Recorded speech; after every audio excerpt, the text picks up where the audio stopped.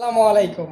মানুষ ভাইরাল হওয়ার জন্যে কত পন্থা অবলম্বন করে। কেউ গান গায় ফেসবুকে এসে, সোশ্যাল মিডিয়াতে দেখা যাচ্ছে, কেউ নৃত্য দেয়, কেউ অশ্লীল নৃত্য দেয়, আবার কেউ ভিডিও কলে কথা বললে টাকা ইনকাম করে, আবার কেউ মেসেঞ্জার থেকে মেসেজ দিয়ে বলে ভাইয়া টাকার দরকার, একটু হেল্প করবেন। কত রকমের ভাইরাল হওয়ার চিন্তা ভাবনা করতেছে।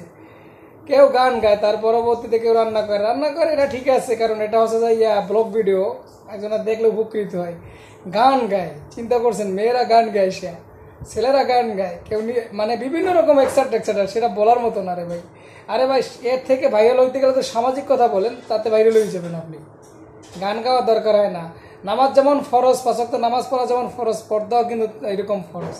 আপনি বোরকা পরে, হাত মোজা পাও মোজা পরে আপনি এসে গান গাবেন, হ্যাঁ, আপনি এসে হাত মোজা পরিয়া তারপর পাও মোজা পরি করবেন, আর নাম জানি কি নৃত্য দেবেন, এগুলো একটু বেশি হয়ে যাচ্ছে না?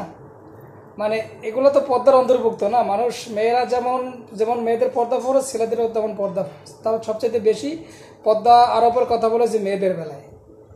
মেয়েরা চাইলে অনেক কিছু করতে পারে না, বুঝছেন, কিন্তু আপনারা এসে এইভাবে করেন, এটা তো উচিত না ভাই। আসলে কি জানেন, মান তাসাব্বাবি কওমি ফাহুয়া মিনহুম।